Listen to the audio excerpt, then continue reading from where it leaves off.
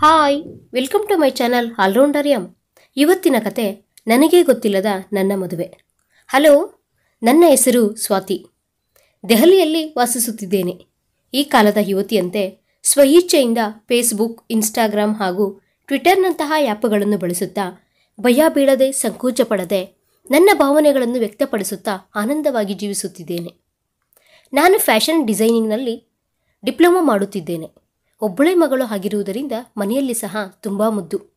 ನನ್ನ ಪ್ರತಿ ಅಭಿಪ್ರಾಯವನ್ನು ಗೌರವಿಸುತ್ತಾ, ಪ್ರತಿಯೊಂದು ನನ್ನ ಜೊತೆ ಚರ್ಚಿಸುತ್ತಾ ನನ್ನ ತಂದೆ ತಾಯಿ ನನ್ನನ್ನು ತುಂಬ ಅಪರೂಪವಾಗಿ ಬೆಳೆಸಿದರು. ನನಗೆ ಊಹೆ ಬರುವುದಕ್ಕಿಂತ ಮುಂಚೆಯೇ ಮುಳುಬಾಗಲಿಂದ ದೆಹಲಿಗೆ ಬಂದ್ಬಿಟ್ವಿ. ಇಲ್ಲೇ ಸೆಟಲ್ ಆಗಿದ್ದೀವಿ. ಇನ್ನು ನಮ್ಮ ಮನೆಯಲ್ಲಿ ಮತ್ತೊಬ್ಬ ವ್ಯಕ್ತಿ ಶಿಲ್ಪಾಳ ತಂದೆ ಹಾಗೂ ನಮ್ಮ ತಂದೆ ಫ್ರೆಂಡ್ಸ್. ಆ ಪರಿಚಯ ನಮ್ಮನ್ನು ಫ್ರೆಂಡ್ಸ್ ಮಾಡಿತು. ಅನಿರೀಕ್ಷಿತವಾಗಿ ಶಿಲ್ಪಾಳ ತಂದೆ ತಾಯಿ ಅಮೆರಿಕಾಗೆ ಹೋಗಬೇಕಾಯಿತು. ಆದ್ದರಿಂದ ಶಿಲ್ಪಾ ನಮ್ಮ ಮನೆಗೆ ಗೆಸ್ಟ್ ಆಗಿ ಬಂದಳು. ಆವತ್ತಿನಿಂದ ನಮ್ಮ ಅಪ್ಪ ಅಮ್ಮ ನನ್ನನ್ನು ಅವಳನ್ನು ಯಾವುದೇ ರೀತಿಯ ವ್ಯತ್ಯಾಸವಿಲ್ಲದೆ ಇಬ್ಬರನ್ನು ಒಂದೇ ರೀತಿ ನೋಡಿಕೊಳ್ಳುತ್ತಿದ್ದರು. ಇಬ್ಬರು ಅಕ್ಕ ತಂಗಿಯರಂತೆ ಜೊತೆಯಲ್ಲಿ ಬೆಳೆದೆವು. ನಾನು ಚಿಕ್ಕಂದಿನಿಂದ ಇಲ್ಲಿಯ ತನಕ ಒಂದು ಬಾರಿ ಸಹ ಮುಳುಬಾಗಲಿಗೆ ಹೋಗಲಿಲ್ಲ. ನಾನು ಎಷ್ಟು ಬಾರಿ ಈ ವಿಷಯದ ಬಗ್ಗೆ ಅಪ್ಪ ಅಮ್ಮನಿಗೆ ಕೇಳಿದರೋ ನಮಗೆ ಅಲ್ಲಿ ಏನೂ ಇಲ್ಲ ಅಂತ ಹೇಳುತ್ತಿದ್ದರು. ಆದ್ದರಿಂದ ಸರಿ ಬಿಡು ಅಂತ ನಾನು ಸುಮ್ಮನಾಗುತ್ತಿದ್ದೆ. ಒಂದು ದಿನ ಅನಿರೀಕ್ಷಿತವಾಗಿ ಶಿಲ್ಪಾಗೆ ಒಂದು ಕಾಗದ ಬಂದಿತು. ಅದು ಲಗ್ನ ಪತ್ರಿಕೆ. ಅವರ ದೊಡ್ಡಮ್ಮನ ಮಗಳು ಸುಮಿತ್ರಾ ಮದುವೆ ಅಂತ. ಇಲ್ಲಿಯ ತನಕ ಯಾವತ್ತೂ ಕನ್ನಡಿಗರ ಸಾಂಪ್ರದಾಯ ಮದುವೆಗಳಿಗೆ ಹೋಗಿದ್ದೇ ಇಲ್ಲ. ಹೋಗಬೇಕು ಅಂತ ತುಂಬ ಹಠ ಹಿಡಿದಳು ಶಿಲ್ಪಾ. ಯಾವುದೋ ಇಂಪಾರ್ಟೆಂಟ್ ಕೆಲಸ ಇದ್ದಿದ್ದರಿಂದ ಶಿಲ್ಪಾಳ ತಂದೆ ತಾಯಿ ಬರುವುದಕ್ಕೆ ಆಗಲಿಲ್ಲ. ಮದುವೆ ಯಾವುದೋ ಹಳ್ಳಿಯಲ್ಲಿ ಇದ್ದಿದ್ದರಿಂದ ಎಲ್ಲರೂ ಮದುವೆಗೆ ಹೋಗುವುದು ಬೇಡ ಅಂದರು. ಆದರೆ ಅವಳ ಮುಖ ನೋಡಿದರೆ ನನಗೆ ತುಂಬ ದುಃಖವೆನಿಸಿತು. ನನಗೂ ಹೇಗೂ ನೆಂಟರಿಲ್ಲ, ಇರುವ ಇವಳನ್ನು ಸಹ ಬೇಡ ಅಂತಿದ್ದಾರೆ. ಹರೀಶ್ ಶಿಲ್ಪಾಳ ದೊಡ್ಡಪ್ಪನ ಮಗ. ನಮ್ಮ ಮನೆಗೆ ಆಗಾಗ ಬಂದು ಹೋಗುತ್ತಿದ್ದನು. ನನ್ನನ್ನು ಶಿಲ್ಪಾಳ ಥರನೇ ನೋಡುತ್ತಿದ್ದನು. ಹೇಗೂ ಮದುವೆಯ ಲಗ್ನ ಪತ್ರಿಕೆ ಸಹ ಬಂದಿದೆ, ಏನೋ ಒಂದು ಮಾಡಿ ಅವಳನ್ನು ಮದುವೆಗೆ ಕಳಿಸಬೇಕು ಅಂತ ಅನಿಸಿತು. ಅಪ್ಪ ಆಫೀಸ್ ಕೆಲಸಗಳಲ್ಲಿ ಬ್ಯುಸಿಯಾಗಿದ್ದಾರೆ. ಅವಳನ್ನು ಒಬ್ಬಳನ್ನೇ ಹೇಗೆ ಕಳುಹಿಸುವುದು? ಹೋಗಲಿ, ನಾನು ಜೊತೆಯಲ್ಲಿ ಹೋಗೋಣ ಅಂದರೆ ನನಗೂ ಏನೂ ಗೊತ್ತಿಲ್ಲ. ಸರಿ, ಹೇಗೋ ಮಾಡೋಣ ಅಂತ ಹೇಳಿ ಅಪ್ಪ ಅಮ್ಮನನ್ನು ಒಪ್ಪಿಸಿ ಟ್ರೈನ್ ಹತ್ತಿದೆವು. ಅಲ್ಲಿ ಯಾವ ರೀತಿ ಇರಬೇಕು, ಯಾವ ರೀತಿ ಮಿಂಗಲ್ ಆಗಬೇಕು ಅಂತ ಅಪ್ಪ ಹೇಳುತ್ತಿದ್ದರೆ ಅಮ್ಮ ಏನೋ ಅಲ್ಲಿ ಯಾವ ರೀತಿ ಬಟ್ಟೆಗಳು ಹಾಕಿಕೊಳ್ಳಬೇಕು ಅಂತ ಹೇಳುತ್ತಲೇ ಇದ್ದಳು. ನನ್ನ ಜೀವನದಲ್ಲಿ ಮೊದಲ ಬಾರಿ ಅಪ್ಪ ಇಲ್ಲದೆ ಹೊರಗಡೆಗೆ ಹೋಗುವುದು, ಅದರಲ್ಲಿಯೂ ಯಾರೂ ಸರಿಯಾಗಿ ಗೊತ್ತಿಲ್ಲದ ಪ್ರದೇಶಕ್ಕೆ ಹೋಗುವುದು. ಆದರೆ ಶಿಲ್ಪಾ ಮಾತ್ರ ತುಂಬ ಸಂತೋಷವಾಗಿದ್ದಾಳೆ. ಅವಳ ಮುಖ ನೋಡಿ ನನಗೂ ಸಂತೋಷವಾಯಿತು. ಇಬ್ಬರೂ ಹಾಯಾಗಿ ಕಣ್ಣು ಮುಚ್ಚಿಕೊಂಡು ಮಲಗಿಕೊಂಡೆವು. ಪ್ರಯಾಣ ತುಂಬ ಹಾಯಾಗಿ ನಡೆಯಿತು. ನಾವು ಟ್ರೈನ್ ಇಳಿಯುವಷ್ಟರಲ್ಲಿ ಶಿಲ್ಪಾಳ ಅಣ್ಣ ಹರೀಶ್ ನಮಗೋಸ್ಕರ ಎದುರು ನೋಡುತ್ತಿದ್ದಾನೆ. ನಮ್ಮ ಮನೆಗೆ ಒಂದೆರಡು ಸರಿ ಬಂದಿರುವುದರಿಂದ ತುಂಬ ಬೇಗನೆ ಗುರುತು ಹಿಡಿದು ಮಾತನಾಡಿಸಿದನು. ಅಮ್ಮಯ್ಯ ಅಂತ ಅಂದುಕೊಂಡು ನಾನು ಅವರ ಜೊತೆ ಮಾತುಗಳು ಹೇಳುತ್ತಾ ಅವರು ಊರಿಗೆ ಸೇರಿಕೊಂಡೆವು. ಪ್ರಯಾಣ ಮಾಡಿ ಸುಸ್ತಾಗಿದ್ದರಿಂದ ಮನೆಗೆ ಹೋಗಿದ ತಕ್ಷಣ ಸ್ನಾನ ಮಾಡಿ ಊಟ ಮುಗಿಸಿ ಸ್ವಲ್ಪ ಹೊತ್ತು ರೆಸ್ಟ್ ಮಾಡಿದೆವು. ನಂತರ ಎದ್ದು ಮದುವೆ ಕೆಲಸಗಳು ಮಾಡುವುದರಲ್ಲಿ ನಾವು ಸಹ ಸಹಾಯ ಮಾಡಿದೆವು. ಶಿಲ್ಪಾಳನ್ನು ತೋಡು ಮದುವೆ ಹೆಣ್ಣಾಗಿ ಮಾಡಿ ಆಟ ಆಡಿಸುತ್ತಿದ್ದರೆ ನನಗೆ ಅದನ್ನೆಲ್ಲ ನೋಡಿ ತುಂಬ ಖುಷಿಯಾಯಿತು. ಅದು ಹಳ್ಳಿ ಆಗಿದ್ದರಿಂದ ರಾತ್ರಿ ಎಲ್ಲರೂ ಬೇಗನೆ ಮಲಗಿ ಮುಂಜಾನೆಯೇ ಎದ್ದು ಬೆಳಗಿನ ಕೆಲಸಗಳು ಹಾಗೂ ಮದುವೆಯ ಕೆಲಸಗಳನ್ನು ಮಾಡುತ್ತಿದ್ದರೆ ತುಂಬ ಥ್ರಿಲ್ಲಿಂಗ್ ಆಗಿತ್ತು. ಮದುವೆಯ ದಿನ ಬಂದೇ ಬಿಟ್ಟಿತು. ಗಂಡಿನ ಕಡೆಯವರು ಬಂದರೆಂದು ತುಂಬ ಹಡಾವಿಡಿ ಮಾಡುತ್ತಾ ಅವರನ್ನು ಸ್ವಾಗತಿಸಿದರು. ಅಭ್ಯಾಸವಿಲ್ಲದ ಲಂಗಾದಾವಣಿಯಲ್ಲಿ ನಾನು ಶಿಲ್ಪ ಒಬ್ಬರನ್ನೊಬ್ಬರು ನೋಡಿಕೊಂಡು ನಗೆದುಕೊಂಡೆವು.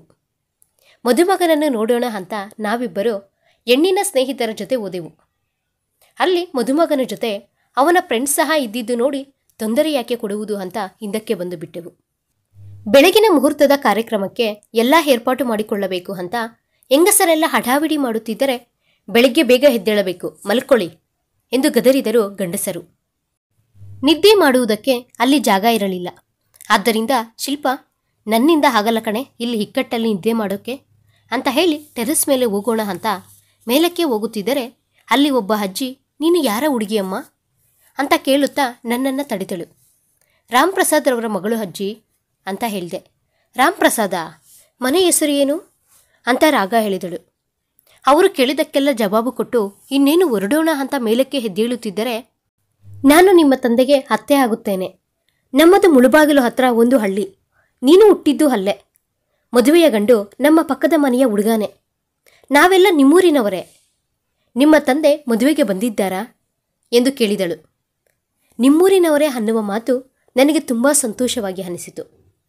ಸ್ವಲ್ಪ ಹೊತ್ತು ಅವರ ಪಕ್ಕದಲ್ಲಿಯೇ ಕುಳಿತುಕೊಂಡು, ನಮ್ಮಪ್ಪ ಬರಲಿಲ್ಲ ಅಜ್ಜಿ. ನಾನು ಫ್ರೆಂಡ್ ಜೊತೆಯಲ್ಲಿ ಈ ಊರಿಗೆ ಬಂದೆ. ಮದುವೆ ಮುಗಿದ ಮೇಲೆ ಹೊರಟೋಗ್ತೀವಿ. ನಾನು ಈ ಕಡೆ ಬಂದಿರುವುದು ಇದೇ ಮೊದಲ ಬಾರಿ ಎಂದು ಹೇಳಿದೆ. ಆ ಅಜ್ಜಿಯ ಜೊತೆ ಮಾತನಾಡುತ್ತಿದ್ದರೆ, ನಿನಗೆ ಒಬ್ಬರನ್ನ ಪರಿಚಯ ಮಾಡಿಸ್ತೀನಿ ಅಂತ ಹೇಳಿ ಮೋಹನ್ ಎಂದು ಗಟ್ಟಿಯಾಗಿ ಕರೆದರು. ಆ ಕೂಗಿಗೆ ನಾನು ಬೆಚ್ಚಿಬಿದ್ದೆ. ಯಾರೋ ಇಬ್ಬರು ಯುವಕರು ಓಡುತ್ತಾ ಅಜ್ಜಿಯ ಬಳಿ ಬಂದರು.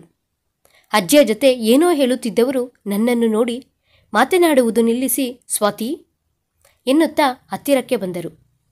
ಆ ಅಜ್ಜಿ ನನ್ನನ್ನು ನೋಡಿ ನಗುತ್ತಾ, ಏನಮ್ಮ, ಯಾರಂದುಕೊಂಡೆ? ಅವರನ್ನ ನಿನ್ನ ಗಂಡ ಎಂದು ಅವರಲ್ಲಿ ಒಬ್ಬರನ್ನು ತೋರಿಸಿದರು. ನಾನು ಶಾಕ್ ಆದೆ. ಯಾರಾದರೂ ಕೇಳಿಸ್ಕೊಳ್ಳುತ್ತಿದ್ದಾರಾ ಅಂತ ಸುತ್ತಲೂ ನೋಡಿದೆ. ಎಲ್ಲರೂ ನನ್ನ ಕಡೆ ನೋಡುತ್ತಿದ್ದಾರೆ. ಮೊದಲು ಅಳು ಬಂದಿತು. ಆದರೆ ನನ್ನನ್ನು ನಾನು ಕಂಟ್ರೋಲ್ ಮಾಡಿಕೊಂಡು, ಅಜ್ಜಿ, ಯಾರನ್ನ ನೋಡಿ ಯಾರು ಅಂದುಕೊಳ್ಳುತ್ತಿದ್ದೀರಾ? ನಾನು ಮೊದಲ ಬಾರಿ ಈ ಕಡೆ ಬರ್ತಿರೋದು.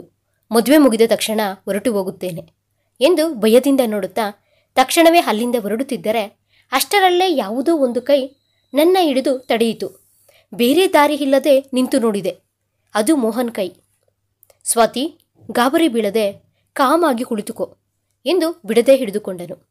ಲೀವ್ ಮೀ ಎಂದು ಬಿಡಿಸಿಕೊಳ್ಳುವುದಕ್ಕೆ ಪ್ರಯತ್ನಿಸುತ್ತಾ, ಶಿಲ್ಪಾ, ಶಿಲ್ಪಾ, ಬೇಗ ಬಾ ಎಂದು ಅಳುತ್ತಾ ಕೂಗಿದೆ.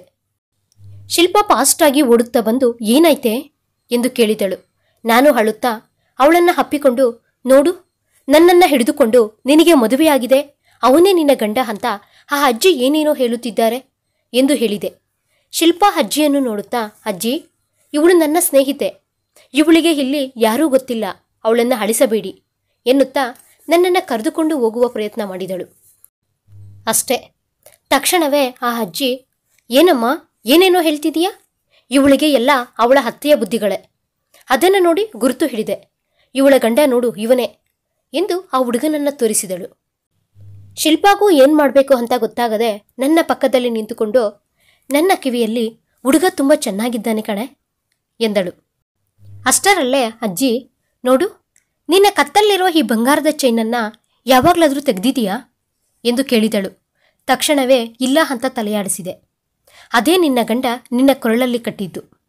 ಆಗ ನೆನಪಿಗೆ ಬಂದಿತು, ಚಿಕ್ಕಂದಿನಲ್ಲಿ ಇರಬೇಕಾದರೆ ಅಪ್ಪ ಹೇಳಿದ ಮಾತುಗಳು. ಈ ಚೈನನ್ನು ತೆಗೆಯಬೇಡ ಅಂತ ಹೇಳಿದ್ದು. ಭಯವಾಗಿ ನೋಡಿದೆ ಆ ಮೋಹನ್ ಕಡೆ. ನನ್ನನ್ನೇ ಆಶ್ಚರ್ಯದಿಂದ ಆನಂದದಿಂದ ನೋಡುತ್ತಿರುವ ಆ ಕಣ್ಣುಗಳು ನೋಡಿ ಮೊದಲು ಭಯವಾದರೂ ನಂತರ ನಾಚಿಕೆಯಾಯಿತು. ಅಷ್ಟೇ, ತಲೆ ಸುತ್ತಿ ಬಿದ್ದೋದೇನು.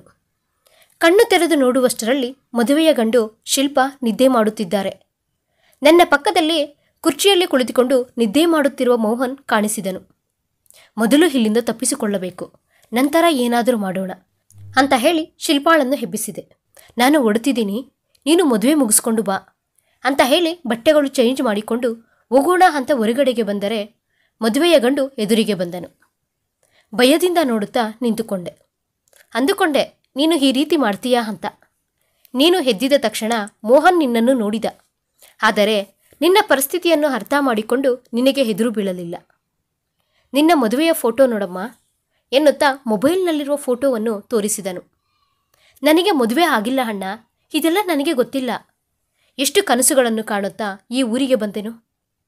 ನೀವು ಏನೇನೋ ಕತೆಗಳನ್ನು ಹೇಳಬೇಡಿ ಎನ್ನುತ್ತಾ ಹೊರಡುತ್ತಿದ್ದರೆ, ಸರಿ ಇರಮ್ಮ, ನಿನ್ನನ್ನು ಒಬ್ಬಳನ್ನೇ ಕಳಿಸಲಾಗುವುದಿಲ್ಲ. ನಿನ್ನ ಜೊತೆಯಲ್ಲಿ ನಮ್ಮ ಮೋಹನ್ ಬಂದು ಟ್ರೈನ್ ಹತ್ತಿಸುತ್ತಾನೆ ಎನ್ನುತ್ತಾ ಮೋಹನ್ ಎಂದು ಕರೆದನು. ಸ್ವಲ್ಪ ಬೆಳಕಾದ ನಂತರ ಹೋಗಿಯಂತೆ ಅಂತ ಹೇಳಿ ನನ್ನನ್ನು ತಡೆದನು. ಸರಿ ಅಂತ ನಾನೂ ನಿಂತೋದೆ. ಬೆಳಕಾದ ನಂತರ ಸೀರೆ ಉಟ್ಕೊಂಡು ಯಾರಿಗೂ ಕಾಣದಂತೆ ಒಂದು ಮೂಲೆಯಲ್ಲಿ ಕುಳಿತುಕೊಂಡೆ. ಆಗ ನನ್ನನ್ನು ಹುಡುಕುತ್ತಾ ಮೋಹನ್ ಬಂದ. ಗುಡ್ ಮಾರ್ನಿಂಗ್ ಎಂದನು. ಇನ್ನು ಎಲ್ಲಿದೆ ಗುಡ್ ಮಾರ್ನಿಂಗ್ ಅಂದೆನು ಮೇಲಕ್ಕೆ. ಅದನ್ನು ಕೇಳಿಸಿಕೊಂಡ ಮೋಹನ್, ಸರಿ, ನಾನು ನಿನ್ನ ಅತ್ತೆಯ ಮಗನು. ನಿನಗೆ ವರಸೆಗೆ ಭಾವ ಆಗ್ತೀನಿ. ನಮ್ಮದು ಮುಳುಬಾಗಿಲು ಹತ್ತಿರದ ಒಂದು ಹಳ್ಳಿ. ಈ ವಿವರಗಳಿಂದ ನಿಮಗೇನು ತೊಂದರೆ ಇಲ್ವಲ್ಲ ಎನ್ನುತ್ತಾ ನನ್ನ ಕಡೆ ನೋಡಿದನು. ಇಲ್ಲ ಅನ್ನುವ ಥರ ತಲೆಯಾಡಿಸಿದೆ. ನೀನು ನನ್ನಿಂದ ಇಷ್ಟೊಂದು ತೊಂದರೆ ಪಡ್ತೀಯಾ ಅಂತ ನಾನು ಅಂದುಕೊಂಡಿರಲಿಲ್ಲ. ನಾವು ಎಲ್ಲರ ರೀತಿ ಭಾವನಾದಿನಿಯ ಥರ ಬೆಳೆಯಲಿಲ್ಲ. ನಮ್ಮ ಮದುವೆ ನಿನಗೆ ಅಡ್ಡಿ ಆಗಬಾರದು ಅಂತ, ಎಲ್ಲ ಹುಡುಗಿಯರಂತೆ ಪ್ರಿಯಾಗಿ ಬೆಳೆಯಬೇಕು, ಓದಬೇಕು ಅಂತ ಅತ್ತೆ ನಿನ್ನನ್ನು ದೂರವಾಗಿ ಕರೆದುಕೊಂಡು ಹೋಗಿ ಬೆಳೆಸಿದರು. ಅದರಲ್ಲಿ ತಪ್ಪೇನಿಲ್ಲ ಅಂತ ಅನಿಸಿ ಎಲ್ಲರೂ ಒಪ್ಪಿಕೊಂಡೆ ನಿನ್ನನ್ನು ಈ ರೀತಿ ಮದುವೆ ವಿಷಯಗಳು ಗೊತ್ತಾಗದಂತೆ ಬೆಳೆಸಿದರು. ನಿಜ ಹೇಳಬೇಕಂದ್ರೆ ನಾನು ನಿನ್ನ ಬಗ್ಗೆ ನಿನ್ನ ಥರಾನೇ ಫೀಲ್ ಆಗ್ತಿದ್ದೀನಿ. ಆದ್ದರಿಂದ ನೀನು ಈ ರೀತಿ ಬಚ್ಚಿಟ್ಟುಕೊಳ್ಳುವುದು ನಿಲ್ಲಿಸಿ ಎಲ್ಲರ ಜೊತೆ ಬೆರೆತು ಸುತ್ತಾಡು. ಆಲ್ರೆಡಿ ನಾನು ನಿಮ್ಮ ತಂದೆಗೆ ಫೋನ್ ಮಾಡಿ ನಡೆದ ವಿಷಯವನ್ನೆಲ್ಲ ಹೇಳಿದೆ. ಬೇಕಾದರೆ ನೀನು ಸಹ ಫೋನ್ ಮಾಡಿ ಮಾತನಾಡು. ಈ ಮದುವೆ ಮುಗಿದ ಮೇಲೆ ನಮ್ಮ ತಾಯಿಯನ್ನ, ನಮ್ಮ ಊರನ್ನು ನೋಡಿಕೊಂಡು ಹೋಗಿಯಂತೆ.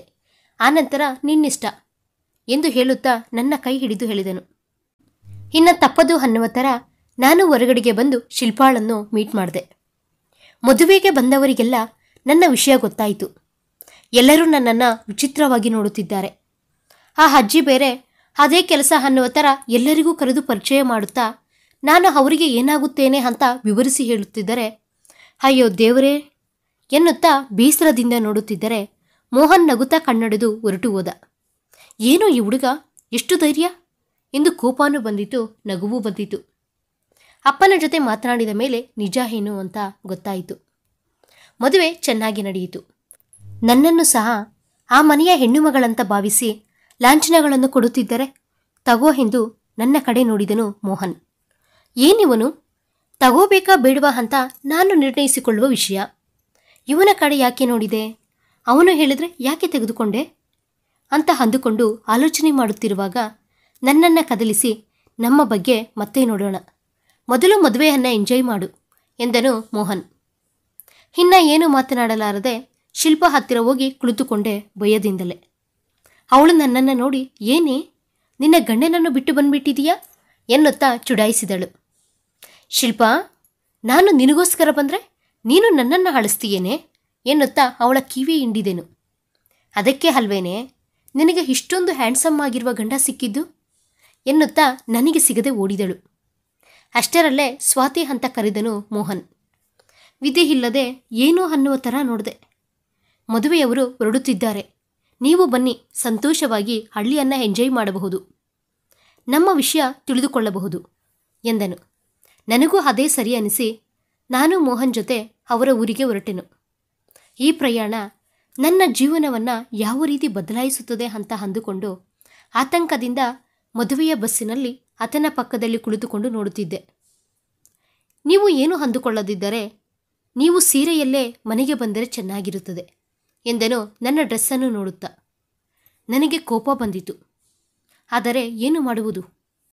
ನೋಡಿ, ನನ್ನ ಬಳಿ ಇರುವುದು ಒಂದೇ ಸೀರೆ, ಅದು ಸಹ ನಿಮ್ಮ ಅಜ್ಜಿಯ ದಯೆಯಿಂದ ಮುದಡಿಕೊಂಡಂಗೆ ಆಗೋಗಿದೆ. ಇಲ್ಲಿ ನನಗೆ ಯಾರೂ ಗೊತ್ತಿಲ್ಲ. ನಿಮಗೆ ತೊಂದರೆಯಾಗುವುದಾದರೆ ನಾನು ಬರುವುದೇ ಇಲ್ಲ. ನಿಜ ಹೇಳಬೇಕಂದ್ರೆ ನಿಮ್ಮ ಊರಿಗೆ ಬರುವುದಾಗಲಿ ಈ ರೀತಿ ಟೆನ್ಷನ್ನಾಗಿ ಇರುವುದಾದರೆ ನನಗೆ ಇಷ್ಟನೇ ಆಗ್ತಿಲ್ಲ. ಇವೆಲ್ಲ ನಮ್ಮ ತಂದೆಯವರು ನೋಡಿಕೊಳ್ಳಬೇಕಾದ ವಿಷಯಗಳು. ಏನೋ ಶಿಲ್ಪಾಗೋಸ್ಕರ ಬಂದೆ, ಅವಳ ಜೊತೆಯಲ್ಲಿ ಹೊರಟು ಹೋಗುತ್ತೇನೆ ಅಷ್ಟೆ ಅಂತ ಹೇಳಿದೆ. ಎಲ್ಲ ಕೇಳಿಸಿಕೊಂಡು, ಸರಿ, ನಿಮ್ಮ ತಂದೆಯವರು ಬರುವ ತನಕ ಇವರ ಮನೆಯಲ್ಲಿ ಇರುವುದಕ್ಕೆ ಆಗುವುದಿಲ್ಲವಲ್ಲ, ಅದಕ್ಕೆ ಎನ್ನುತ್ತಾ ಒಂದು ಸೀರೆ ನನ್ನ ಕೈಯಲ್ಲಿ ಇಟ್ಟನು. ಇದು ಎಲ್ಲಿನದು ಅಂತ ಕೇಳಿದೆ. ನಾನು ಊರಿಂದ ಬಂದಿದ್ದ ತಕ್ಷಣ ನಿನ್ನನ್ನು ಗುರುತು ಹಿಡಿದೆ. ನನ್ನಷ್ಟಕ್ಕೆ ನಾನೇ ಬಂದು ನಾನೇ ನಿನ್ನ ಗಂಡ ಅಂತ ಹೇಳಿದ್ರೆ ನೀನು ಏನು ಮಾಡ್ತೀಯಾ ಅಂತ ಆಲೋಚನೆ ಮಾಡುತ್ತಾ ನಿನ್ನನ್ನು ಯಾವ ರೀತಿ ಮೀಟ್ ಮಾಡಬೇಕು ಅಂತ ಪ್ರಯತ್ನಿಸುತ್ತಿದ್ದರೆ ಅಜ್ಜಿ ದೇವತೆಯ ಥರ ಬಂದರು. ಇಷ್ಟು ಸಹಾಯ ಮಾಡಿದ ಅಜ್ಜಿಗೆ ಒಂದು ಸೀರೆಯನ್ನಾದರೂ ಕೊಡಬೇಕು ಅಂತ ಅನಿಸಿತು. ಅದಕ್ಕೆ ಹೋಗಿ 2 ಸೀರೆಗಳನ್ನು ತೆಗೆದುಕೊಂಡು ಬಂದೆ, ಒಂದು ನಿನಗೆ, ಒಂದು ಅಜ್ಜಿಗೆ.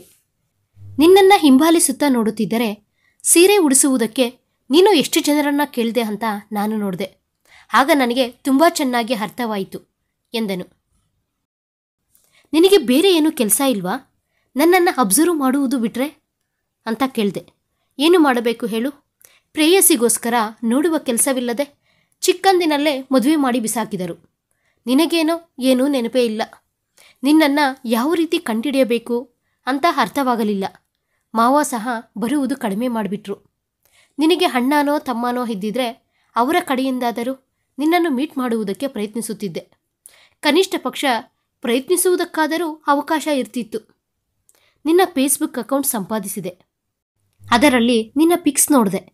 ನೀನು ಕೊರಳಲ್ಲಿ ಚೈನ್ ಇಟ್ಟುಕೊಂಡಿರುವುದು ನೋಡಿ ತುಂಬ ಸಂತೋಷವಾಯಿತು.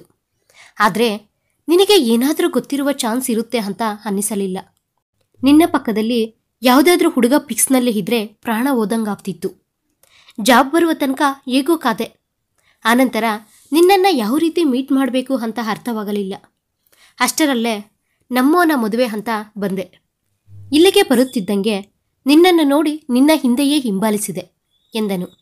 ಅವನು ಹೇಳುವ ವಿಧಾನ ನೋಡಿ ನನಗೆ ನಗುವನ್ನು ಕಂಟ್ರೋಲ್ ಮಾಡಿಕೊಳ್ಳಲಾಗಲಿಲ್ಲ. ಬಾಯ್ ಫ್ರೆಂಡ್ ಥರ ನನ್ನ ಹಿಂದೆ ಸುತ್ತುತ್ತಿದ್ದರೆ ಚೆನ್ನಾಗಿರ್ತಿತ್ತು. ನನ್ನ ಕರ್ಮ ಗಂಡನಾಗಿದ್ದಾನೆ ಅನಿಸಿತು. ಮದುಮಗನ ಊರಿಗೆ ಹೋಗುವುದಕ್ಕೆ ಬಸ್ ಸ್ಟಾರ್ಟ್ ಆಯಿತು. ಎಷ್ಟು ಬೇಡ ಅಂದುಕೊಂಡರೂ ಕೈಕಾಲಗಳು ಗಾಬರಿಯಿಂದ ತಣ್ಣಗಾದವು. ನನ್ನ ಪಕ್ಕದಲ್ಲಿ ಹಾಯಾಗಿ ನಿದ್ದೆ ಮಾಡುತ್ತಿರುವ ಶಿಲ್ಪಾಳನ್ನು ನೋಡಿದರೆ ಕತ್ತಿಸ್ಕಬೇಕು ಅಂತ ಅನಿಸಿತು. ನಿಧಾನವಾಗಿ ನಿದ್ದೆ ನನ್ನನ್ನು ಆವರಿಸಿತು. ಮುಂಜಾನೆ 4 ಗಂಟೆಗೆ ಅವರ ಊರಿಗೆ ಹೋದೆವು. ಅದು ಹಳ್ಳಿ ಆಗಿದ್ದರಿಂದ ಸಗಣಿಯಿಂದ ಸಾರಿಸಿ ರಂಗೋಲಿ ಬಿಡಿಸಿದ್ದರು. ಮನೆಯ ಮುಂದೆ ಇರುವ ಹಸುಗಳು.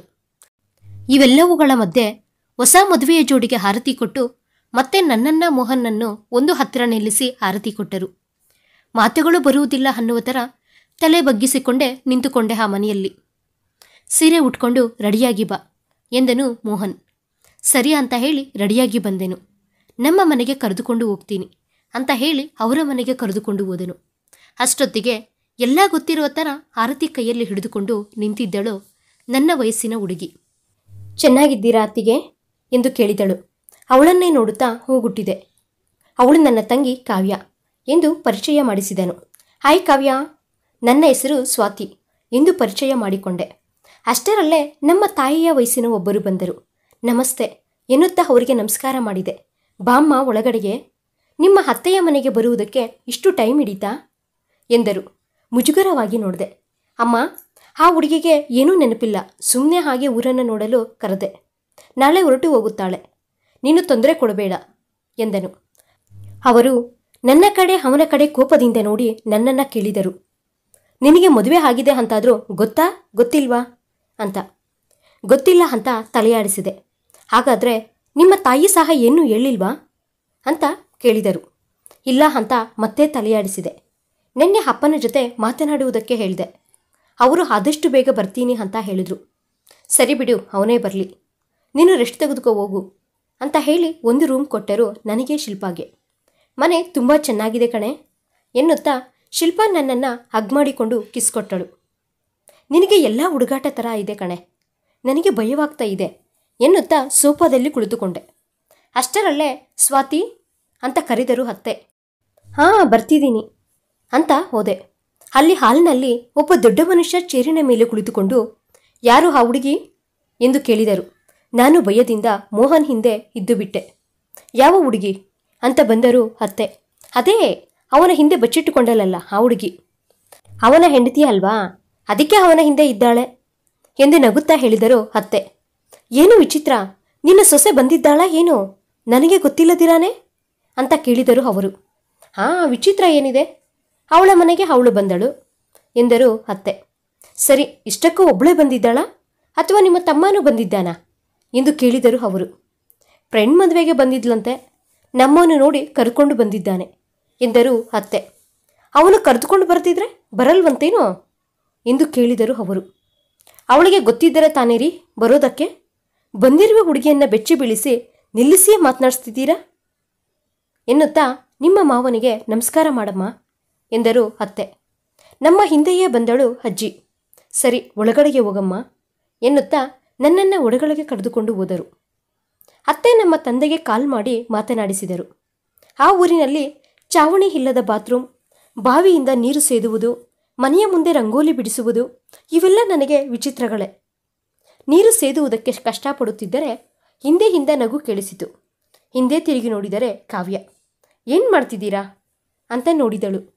ನನಗೆ ಯಾವ ಕೆಲಸನೂ ಮಾಡೋಕ್ಕೆ ಬರೋದಿಲ್ಲ, ಬರಲ್ಲ ಅಂತ ಹೇಳುವುದಕ್ಕೆ ಮುಜುಗರ. ಅವಳು ಸೇದುಕೊಟ್ಟ ನೀರಿನಲ್ಲಿ ಸ್ನಾನ ಮಾಡಿ ರೆಡಿಯಾದೆನು. ತೋಟ ನೋಡೋಣ ಅಂತ ಹೋದರೆ ಗೆನಿಮೆಯ ಮೇಲೆ ನಡೆಯಲು ಹೇಳಿದ್ಲು ಕಾವ್ಯ. ನಾನು ಶಿಲ್ಪ ಕಷ್ಟಪಟ್ಟು ನಡೆಯುತ್ತಿದ್ದರೆ ಕಾವ್ಯ ನಗುತ್ತಾ ನಮ್ಮ ಕೈ ಹಿಡಿದುಕೊಂಡು ನಡೆಸಿದಳು. ಪ್ರತಿಯೊಂದು ನನಗೆ ಅದ್ಭುತವಾಗಿ ಕಾಣಿಸಿತು. ತೆಂಗಿನ ಮರ ತೆಂಗಿನಕಾಯಿಯಿಂದ ಬರುತ್ತಾ ಅಂತ ಕೇಳಿದರೆ ಬಿದ್ದು ಬಿದ್ದು ನಕ್ಕಳು ಕಾವ್ಯ.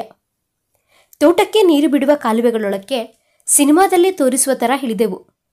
ಅಲ್ಲಿ ಇರುವೆಗಳು ಕಚ್ಚುತ್ತಿದ್ದರೆ ತಕ್ಷಣವೇ ಮೇಲಕ್ಕೆ ಹತ್ತಿಬಿಟ್ಟೆವು. ಅಷ್ಟರಲ್ಲೇ ಅಪ್ಪ ಈ ರಾತ್ರಿಗೆ ಹೊರಡುತ್ತಿದ್ದಾರಂತೆ, ನಿನಗೆ ಏನಾದರೂ ತೆಗೆದುಕೊಂಡು ಬರಬೇಕಾ ಎಂದು ಕೇಳಿದರು ಅತ್ತೆ. ಹೌದು ಎಂದು ತಲೆಯಾಡಿಸಿದೆ. ಏನು ಬೇಕಮ್ಮ ಹೇಳು ಎಂದು ಕೇಳಿದರು. ಅದು ಅತ್ತೆ, ನನ್ನ ಬಳಿ ಎಲ್ಲ ಟೀ ಶರ್ಟುಗಳು ಪ್ಯಾಂಟುಗಳು ಇದ್ದಾವೆ. ಇಲ್ಲಿ ಹಾಕ್ಕೊಳ್ಳುವಂತಹ ಬಟ್ಟೆಗಳು ಇಲ್ಲ, ಅವು ತೆಗೆದುಕೊಂಡು ಬರಕ್ಕೆ ಹೇಳಿ ಅಂತ ಹೇಳಿದೆ. ಅದಕ್ಕೆ ಅವರು ನಗುತ್ತಾ, ಅಷ್ಟು ಮಾತ್ರಕ್ಕೆ ಅವನಿಗೆ ಹೇಳುವುದೇನು, ಇಲ್ಲೇ ತುಂಬ ಸಿಗುತ್ತವೆ, ನೀನೇ ಸೆಲೆಕ್ಟ್ ಮಾಡಿ ತಗೋ, ಮೋಹನ್ನನ್ನು ನಿನ್ನ ಜೊತೆಯಲ್ಲಿ ಕಳಿಸ್ತೀನಿ ಎಂದಳು. ನನಗೆ ಸೀರೆಗಳ ಬಗ್ಗೆ ಏನೂ ಗೊತ್ತಿಲ್ಲ ಅತ್ತೆ. ಏನೂ ಪರವಾಗಿಲ್ಲ ಬಿಡು, ನಮ್ಮೋನೆ ಎಲ್ಲ ನೋಡಿಕೊಳ್ಳುತ್ತಾನೆ ಎಂದರು. ಸರಿ ಅಂತ ನಾನು ತಲೆಯಾಡಿಸಿದೆ. ರೆಡಿಯಾಗಿ ಬಂದ ಮೇಲೆ ಮೋಹನ್ ಆಗ ಕಾಣಿಸಿದನು. ನೋಡಿದ ತಕ್ಷಣ ಕೋಪ ಬಂದಿತು. ಕಂಟ್ರೋಲ್ ಮಾಡಿಕೊಂಡು ಬೈಕ್ ಮೇಲೆ ಕುಳಿತುಕೊಂಡೆ. ಏನು ಈ ಸೀರೆಗಳ ಸೀನ್ ಎಂದು ಕೇಳಿದನು ನಗುತ್ತಾ. ಸೀರೆಗಳ ಸೇನ್ ಇದ್ದರೆ ನಿನಗೇನು ತೊಂದರೆ ಎಂದು ಕೇಳಿದೆ. ಏನೂ ಇಲ್ಲ, ನಿನಗೇನು ಸೀರೆಗಳು ಉಡುವುದಕ್ಕೆ ಬರುವುದಿಲ್ಲ. ಡೈಲಿ ನಿನಗೆ ಸೀರೆಗಳನ್ನು ಉಡಿಸುವವರನ್ನು ಹುಡುಕುವುದೇ ದೊಡ್ಡ ಕೆಲಸ ಆಗೋಗುತ್ತದೆ. ಬೆಲ್ಟ್ ಇಟ್ಟು ಒಲಿಯೋ ಥರ ಸೀರೆಗಳು ಇಲ್ಲಿ ಸಿಗುವುದಿಲ್ಲ. ಈ ವಿಷಯ ಗೊತ್ತಾದರೆ ಪಾಪ ನಮ್ಮಮ್ಮನ ಹೃದಯ ಏನಾಗುತ್ತದೋ ಏನೋ ಅಂತ ಕಾಮೆಂಟ್ ಮಾಡಿದನು. ಬರುತ್ತಿರುವ ನಗುವನ್ನು ಕಂಟ್ರೋಲ್ ಮಾಡಿಕೊಂಡು, ನೋಡು ಮೋಹನ್, ಮರ್ಯಾದೆಯಾಗಿ ಡ್ರೈವ್ ಮಾಡು. ಇದು ಮೊದಲೇ ಬೈಕ್. ಕೋಪದಲ್ಲಿ ನಾನೇನು ಮಾಡ್ತೀನೋ ನನಗೇ ಗೊತ್ತಿಲ್ಲ. ಮೊದಲೇ ನಿಮ್ಮದು ಹಳ್ಳಿ, ನೆನಪಿಟ್ಕೋ. ಇನ್ನೊಂದು ಬಾರಿ ನನ್ನ ಬಗ್ಗೆ ಕಾಮೆಂಟ್ ಮಾಡಿದ್ರೆ ಅಷ್ಟೇ ಎಂದು ಬೆದರಿಸಿದೆ. ಹಾಗಾದರೆ ಇನ್ನೇನು ಬಿಡು, ಈ ಸೀರೆಗಳ ಖರ್ಚು ಸಹ ಇಲ್ಲದೆ ಹಾಯಾಗಿ ನನ್ನ ಪ್ಯಾಂಟು ಶರ್ಟ್ ಹಾಕಿಕೊಂಡು ತಿರುಗು, ತುಂಬ ದುಡ್ಡು ಉಳಿಯುತ್ತದೆ ಎಂದನು. ಹೌದೌದು, ಹಾಕ್ಕೊಳ್ದೆ ನಿನ್ನ ಬಟ್ಟೆಗಳೇ ಹಾಕ್ಕೋಬೇಕು ಅಂತ ಹೇಳುತ್ತಾ ಅವನನ್ನು ಗಿಚ್ಚಿದೆ. ಅವನು ಬೈಕನ್ನು ನಿಲ್ಲಿಸಿ, ಅಮ್ಮ ರಾಕ್ಷಸಿ, ಬಾವ ಅಂತ ಒಪ್ಪಿಕೊಂಡಿದ್ದಕ್ಕೇನೆ ಈ ರೀತಿ ಗಿಚ್ಚುತ್ತಿದ್ದೀಯಾ? ಗಂಡನಾಗಿ ಒಪ್ಪಿಕೊಂಡ್ರೆ ನನ್ನನ್ನು ಸಾಯಿಸಿಬಿಡ್ತೀಯಾ ಏನು ಎಂದು ಕೇಳುತ್ತಾ ಶಾಪ್ ಒಳಗಡೆಗೆ ಕರೆದುಕೊಂಡು ಹೋದನು. ನಿಮಿಷಗಳಲ್ಲಿ 6 ಸೀರೆಗಳು ಸೆಲೆಕ್ಟ್ ಮಾಡಿ ಬಿಲ್ ಕೈಗೆ ಕೊಟ್ಟೆ. ಏನು, ಶಾಪಿಂಗ್ ಆಗಲೇ ಮುಗ್ದೋಯ್ತಾ? ಕನಿಷ್ಠ ಪಕ್ಷ 4 ಗಂಟೆಯಾದರೂ ಶಾಪಿಂಗ್ ಮಾಡ್ತೀಯಾ ಅಂತ ಅಂದುಕೊಂಡೆ ಎಂದನು. ನಿನಗೋಸ್ಕರ ಶಾಪಿಂಗ್ ಮಾಡುವಾಗ ಮಾಡ್ತೀನಿ ಬಿಡು 4 ಗಂಟೆ. ನನಗೋಸ್ಕರ ಆದರೆ ಅಷ್ಟೊಂದು ಟೈಮ್ ಅವಶ್ಯಕತೆ ಇಲ್ಲ ಎನ್ನುತ್ತಾ ವಿಸಿಲ್ ಹಾಕಿ ಕಣ್ಣೊಡೆದೆ. ಓಯ್, ಇದು ಹಳ್ಳಿ ಹುಡುಗಿ ಎನ್ನುತ್ತಾ ನನ್ನ ಹಿಂದೆಯೇ ಬಂದನು ಬ್ಯಾಗ್ಸ್ ತೆಗೆದುಕೊಂಡು. ನಾನೇ ಡ್ರೈವ್ ಮಾಡ್ತೀನಿ ಅಂತ ಮುಂದೆ ಕುಳಿತುಕೊಂಡೆ. ಸರಿ, ನಿನ್ನಿಷ್ಟ ಅಂತ ಹೇಳಿ ಹಿಂದೆ ಕುಳಿತುಕೊಂಡು ನನ್ನ ಸೊಂಟ ಹಿಡಿದುಕೊಂಡನು. ಅಷ್ಟೇ, ಬ್ರೇಕ್ ಹಾಕಿ ಇಳಿದು ಬಿಟ್ಟೆ. ಅದೇನು ಡ್ರೈವ್ ಮಾಡ್ತೀನಿ ಅಂತ ಹೇಳಿದೆ ಎಂದು ಅಮಾಯಕನ ಥರ ಕೇಳಿದನು. ದೂರಕ್ಕೆ ತಿರುಗಿ ಕೂತ್ಕೊಂಡ್ರೆ ಡ್ರೈವ್ ಮಾಡಬಹುದು, ನೀನು ಈ ರೀತಿ ಹಿಡ್ಕೊಂಡ್ರೆ ಹೇಗೆ ಅಂತ ತಲೆ ಕೆಳಗಿಳಿಸಿಕೊಂಡೆ. ಓಹೋ, ನಿನಗೆ ನಾಚಿಕೆ ಪಡುವುದು ಕೂಡ ಗೊತ್ತಾ ಎಂದು ಮೂಗು ಹಿಡಿದುಕೊಂಡನು. ನಗುತ್ತಾ, ಸರಿ ದೂರ ಜರುಗು ಎಂದು ಡ್ರೈವ್ ಮಾಡಿದೆ. ಓಕೆ ಎನ್ನುತ್ತಾ ಕುಳಿತುಕೊಂಡನು. ಅವನ ಪರಿಸ್ಥಿತಿ ನೋಡಲಾರದೆ, ಸರಿ ಭುಜದ ಮೇಲೆ ಕೈ ಹಾಕೋ ಅಂತ ಹೇಳಿದೆ. ಮಹಾಪ್ರಸಾದ ಎನ್ನುತ್ತಾ ನಾಟಕೀಯವಾಗಿ ಭುಜದ ಮೇಲೆ ಕೈ ಹಾಕಿದನು. ಗಾಡಿ ಅವರ ತೋಟದ ಬಳಿ ನಿಲ್ಲಿಸಿ ಅಲ್ಲೇ ಸ್ವಲ್ಪ ಹೊತ್ತು ಕುಳಿತುಕೊಂಡೆವು. ತೋಟದಲ್ಲಿ ಹಣ್ಣುಗಳನ್ನು ಕಿತ್ಕೊಂಡು ತಿನ್ನುತ್ತಾ, ಮೋಹನ್ ಇನ್ನು ಹೊರಡೋಣ್ವಾ ಅಂದೆ. ಸ್ವೀಟಾಗಿ ಬಾವ ಅಂತ ಕರೆಯಬಹುದಲ್ವಾ? ಮೋಹನ್ ಮೋಹನ್ ಅಂತ ಕರೆದು ಫೀಲ್ ಇಲ್ದಂಗೆ ಮಾಡ್ತಿದೀಯಾ ಎಂದನು. ಅವೆಲ್ಲ ಡ್ಯಾಡಿ ಬಂದಮೇಲೆ ನೋಡೋಣ, ಈಗ ಇದು ಸಾಕು ಅಂದೆನು. ಹಾಗಾದರೆ ಇನ್ನೂ ಡೌಟಾ ನಿನಗೆ ಎಂದೆನು. ಡೌಟಲ್ಲ, ಸೇಫ್ಟಿ ಅಷ್ಟೇ ಎನ್ನುತ್ತಾ ಮೇಲಕ್ಕೆ ಎದ್ದೆ. ಇನ್ನು ಅವನ ಜೊತೆ ಒಬ್ಬಂಟಿಯಾಗಿ ಇರಲು ಇಷ್ಟವಿಲ್ಲದೆ. ಅಪ್ಪ ಅಮ್ಮ ಬಂದರು. ಅವರಿಗೆ ಹೆದರು ಹೋಗಬೇಕೆಂದರೆ ಭಯವಾಯಿತು. ಡ್ಯಾಡಿನೇ ಅರ್ಥ ಮಾಡಿಕೊಂಡು ನನ್ನ ಬಳಿ ಬಂದರು. ಅಳುತ್ತಾ, ನನ್ನನ್ನು ಕ್ಷಮಿಸು ಡ್ಯಾಡಿ ಎಂದು ಹಗ್ ಮಾಡಿಕೊಂಡೆ. ನಿನ್ನ ತಪ್ಪೇನೂ ಇಲ್ಲಮ್ಮ, ಅನಿರೀಕ್ಷಿತವಾಗಿ ದೊಡ್ಡವರ ಮಾತುಗಳಿಗೆ ತಲೆ ಬಗ್ಗಿಸಿ ಮದುವೆ ಮಾಡಿದ್ವಿ. ಆದರೆ ಅದು ನಿನ್ನ ಜೀವನಕ್ಕೆ ತೊಂದರೆ ಆಗಬಾರದು ಅಂತ, ಈ ಮದುವೆಯ ಸಂಪ್ರದಾಯಗಳು ನಿನ್ನನ್ನು ಬಂಧಿಸಬಾರದು ಅಂತ ನಿನ್ನನ್ನು ಕರೆದುಕೊಂಡು ದೆಹಲಿಗೆ ಹೊರಟೋದ್ವಿ. ಗಂಡು ಮಗು ಹೆಣ್ಣು ಮಗು ಎನ್ನುವ ಭೇದ ಭಾವವಿಲ್ಲದೆ ಸ್ವಾತಂತ್ರ್ಯವಾಗಿ ನಿನ್ನ ನಿರ್ಣಯವನ್ನು ನೀನು ತೆಗೆದುಕೊಳ್ಳುವ ಥರ ಬೆಳೆಸಿದೆವು. ಇನ್ನು ನೀನು ಯಾವ ನಿರ್ಣಯ ತೆಗೆದುಕೊಂಡರೂ ಅದು ನಿನ್ನಿಷ್ಟನಮ್ಮ. ಈ ಮದುವೆ ಕಾನೂನು ರೀತಿಯಲ್ಲಿ ಒಪ್ಪಿಕೊಳ್ಳುವುದಿಲ್ಲ, ಆದರೆ ಸಾಂಪ್ರದಾಯವಾಗಿ ನೋಡಿದರೆ ಒಪ್ಪಿಕೊಳ್ಳಬೇಕು. ಮೋಹನ್ ಚೆನ್ನಾಗಿಯೇ ಸೆಟಲ್ ಆಗಿದ್ದಾನೆ, ನಿನ್ನನ್ನು ಇಷ್ಟಪಡುತ್ತಿದ್ದಾನೆ. ನಿನ್ನನ್ನು ಇಲ್ಲಿಗೆ ಕರೆದುಕೊಂಡು ಬಂದಿದ್ದರಲ್ಲಿ ಅವನ ಅಭಿಪ್ರಾಯ ಗೊತ್ತಾಗುತ್ತದೆ. ಇನ್ನು ನಿನ್ನ ನಿರ್ಧಾರ. ನೀನು ಯಾವ ನಿರ್ಧಾರ ತೆಗೆದುಕೊಂಡರೂ ನಾನು ಅದನ್ನು ಅಂಗೀಕರಿಸುತ್ತೇನೆ. ಭಯ ಬೇಡ, ನಾಚಿಕೆ ಪಡಬೇಡ, ಧೈರ್ಯದಿಂದ ಹೇಳು ಎಂದರು. ನನಗೆ ಗೊತ್ತಾಗ್ತಿಲ್ಲ ಡ್ಯಾಡಿ, ಆದರೆ ಮೋಹನ್ ಒಳ್ಳೆಯವನೇ ಅಂತ ಹೇಳಿ ತಲೆ ಬಗ್ಗಿಸಿಕೊಂಡೆ. ಹಿಂದೆಯೇ ಶಿಲ್ಪಾ ಬಂದು, ನಿಮ್ಮ ಮೋಹನ್ ಅವಳಿಗೆ ತುಂಬ ಇಷ್ಟವಾಗಿದ್ದಾನೆ ಅಂಕಲ್ ಎಂದಳು. ಹಾಗಾದರೆ ನಿನಗೂ ಈ ಊರಿನಲ್ಲಿ ಸಂಬಂಧ ನೋಡ್ತೀನಿ ಶಿಲ್ಪಾ, ಇಬ್ಬರ ಜೊತೆಯಲ್ಲಿ ಇಲ್ಲೇ ಇರಬಹುದು ಎಂದರು. ನಾನು ಶಿಲ್ಪಾ ನಾಚಿಕೆ ಪಡುತ್ತಾ ಓಡಿದೆವು. ಯಾರ ಮದುವೆಗೋಸ್ಕರನೋ ಬಂದರೆ ನನ್ನ ಜೀವನದಲ್ಲಿ ನಾನು ಊಹಿಸದ ಘಟನೆ ನಡೆಯಿತು. ಮೋಹನ್ ಜೊತೆ ಜೀವನದ ಬಗ್ಗೆ ಸುಂದರವಾಗಿ ಊಹಿಸಿಕೊಳ್ಳುತ್ತಾ ಇದ್ದ ಒಂದು ವಾರ ಅವನನ್ನು ರೇಗಿಸುತ್ತಾ ಹಾಗೆಯೇ ಸುತ್ತಾಡಿಕೊಂಡು ಕಳೆದುಬಿಟ್ಟೆ. ನಮ್ಮಿಬ್ಬರಿಗೂ ಎಂಗೇಜ್ಮೆಂಟ್ ಮಾಡಿದರು. ನಂತರ ನಾವು ಹೊರಟೆವು. ನಮ್ಮನ್ನು ಟ್ರೈನ್ ಹತ್ತಿಸಲು ನಮ್ಮ ಜೊತೆ ಮೋಹನ್ ಬಂದನು. ಕಣ್ಣಲ್ಲಿ ನೀರು ಪಟಪಟ ಅಂತ ಸೋರಿದವು. ಯಾರಿಗೂ ಕಾಣಿಸಬಾರದು ಅಂತ ತುಂಬ ಪ್ರಯತ್ನಿಸಿದೆ. ಸ್ವಾತಿ, ಮದುವೆಯ ತನಕ ಇರುವ ದಿನಗಳನ್ನು ಚೆನ್ನಾಗಿ ಎಂಜಾಯ್ ಮಾಡು. ಆನಂತರ ನಿನ್ನನ್ನು ಅಲ್ಲಿಗೆ ಕಳಿಸುವ ಅವಕಾಶ ಇರುವುದಿಲ್ಲ. ಮದುವೆ ಆದಮೇಲೆ ನೀನು ನಿನ್ನ ಥರ ಇರಬಹುದು. ನಿನ್ನನ್ನು ನೋಯಿಸುವವರು ಆಗಲಿ ತೊಂದರೆ ಕೊಡುವವರು ಆಗಲಿ ಯಾರೂ ಇರುವುದಿಲ್ಲ, ಸರಿನಾ ಎನ್ನುತ್ತಾ ನನ್ನ ಕಣ್ಣೀರು ಒರೆಸಿದನು. ನಗುತ್ತಾ ಬಾಯೇಳಿ ಟ್ರೈನ್ ಮುಂದಕ್ಕೆ ಹೋದ ಮೇಲೆ ಬಂದು ಕುಳಿತುಕೊಂಡೆನು. ಈ ಟ್ರೈನ್ ಎಷ್ಟು ಜೋಡಿಗಳನ್ನು ಆತ್ಮೀಯರನ್ನು ಒಂದುಗೂಡಿಸಿ ಕರೆದುಕೊಂಡು ಹೋಗುತ್ತದೋ ಅಂತ ಅನಿಸಿತು. ಮತ್ತೆ ದೆಹಲಿಯಲ್ಲಿ ರೊಟೀನ್ ಲೈಫ್ ಶುರುವಾಯಿತು. ಹಾಗೇ ದಿನಗಳು ಕಳೆಯುತ್ತಿದ್ದಂಗೆ ಮದುವೆಯ ದಿನ ಹತ್ತಿರ ಬಂದಿತು. ಮೋಹನ್ ಊರಲ್ಲಿ ನಮ್ಮ ಮದುವೆ. ಸ್ನೇಹಿತರೆಲ್ಲ ವಿಚಿತ್ರವಾಗಿ ನೋಡುತ್ತಿದ್ದಂಗೆ ನನ್ನ ಮದುವೆಯಾಗಿ ನಾನು ಸ್ವಾತಿ ಮೋಹನ್ನಾಗಿ ಬದಲಾದೆ. ಈ ಹಳ್ಳಿಯಲ್ಲಿ ನನ್ನ ವಿವಾಹ ಜೀವನ ಮೊದಲಾಗಿ ಇವತ್ತಿಗೆ 10 ವರ್ಷ ಆಯಿತು. ಇಬ್ಬರ ಮಕ್ಕಳ ತಾಯಿಯಾಗಿ ಶಿಲ್ಪಾನು ಸಹ ಕೋಲಾರದಲ್ಲಿಯೇ ಇದ್ದಿದ್ದರಿಂದ ನಮ್ಮ ಜೀವನ ಹಾಯಾಗಿ ಸಾಗುತ್ತಿದೆ. ಮದುವೆಗಳು ಸ್ವರ್ಗದಲ್ಲಿ ನಡೆಯುತ್ತವಂತೆ, ಆದರೆ ಸಂಸಾರಗಳು ಮಾತ್ರ ಭೂಮಿ ಮೇಲೇನೇ ನಡೆಯುತ್ತವೆ. ಎಷ್ಟೋ ಕೋಪಗಳು ತಾಪಗಳು ಮುನಿಸುಗಳ ಮಧ್ಯೆ ನನ್ನ ಜೀವನ ಸುಂದರವಾಗಿ ಸಾಗುತ್ತಿದೆ. ದೊಡ್ಡವರ ಮಾತಿಗೆ ತಲೆ ಬಾಗಿಸಿದ ನನ್ನ ತಂದೆ ಅದನ್ನು ಸರಿ ಮಾಡಲು ನನ್ನನ್ನು ನನ್ನ ರೀತಿ ಬೆಳೆಸಿದರು. ಅದಕ್ಕೆ ನನ್ನ ಅತ್ತೆಯ ಮನೆಯವರು ಜೊತೆಗೂಡಿದರು. ನನ್ನ ಗಂಡ ನನಗೋಸ್ಕರ ಎದುರು ನೋಡುತ್ತಾ ಇದ್ದ. ಆದ್ದರಿಂದ ನನ್ನ ಜೀವನ ಆನಂದವಾಗಿ ಬದಲಾಯಿತು. ನನಗೆ ಗೊತ್ತಿದ್ದಂಗೆ ಮದುವೆ ಅಂದರೆ ಇಬ್ಬರ ವ್ಯಕ್ತಿಗಳನ್ನು ಜೊತೆಗೂಡಿಸುವುದಕ್ಕೆ, 2 ಕುಟುಂಬಗಳನ್ನು ಒಂದು ಮಾಡುವುದಕ್ಕೆ, ಆ ಇಬ್ಬರ ಮಧ್ಯೆ ಬರುವ ಭಿನ್ನಾಭಿಪ್ರಾಯಗಳನ್ನು ತೊಲಗಿಸಿ ಆ ಇಬ್ಬರ ಯುವಕರ ಭವಿಷ್ಯತ್ತನ್ನು ಚೆನ್ನಾಗಿ ರೂಪಿಸುವುದೇ ಮದುವೆ. ಮದುವೆ ಆಗೋದ್ರೇ ಮುಗಿದೋಗಲ್ಲ. ನನ್ನನ್ನು ನಾನು ಪ್ರತಿದಿನವೂ ಬದಲಾಯಿಸಿಕೊಳ್ಳುತ್ತಾ ನನ್ನ ವ್ಯಕ್ತಿತ್ವವನ್ನು ಬದಲಾಯಿಸದೆ ಸೊಸೆಯಾಗಿ, ಹೆಂಡತಿಯಾಗಿ, ತಾಯಿಯಾಗಿ ಬದಲಾಗುತ್ತಿದ್ದೇನೆ. ಆದರೆ ಪ್ರತಿ ಹಂತದಲ್ಲಿಯೂ ನಾನು ಅಡ್ಜಸ್ಟ್ ಆಗಲು ನನ್ನ ಕುಟುಂಬದ ಸದಸ್ಯರು ಸಹಾಯ ಮಾಡುತ್ತಲೇ ಇದ್ದಾರೆ. ಇದು ನನ್ನ ಜೀವನ. ತುಂಬ ಜನ ಕನಸು ಕಾಣುವ ಸುಂದರ ಜೀವನ. ಕತೆ ಮುಕ್ತಾಯವಾಯಿತು. ನಿಮಗೆ ಈ ಕಥೆ ಇಷ್ಟವಾದಲ್ಲಿ please like, share and subscribe. Thanks for watching video. Thank you. ಮುಂದಿನ ಕಥೆಯಲ್ಲಿ ಭೇಟಿಯಾಗೋಣ.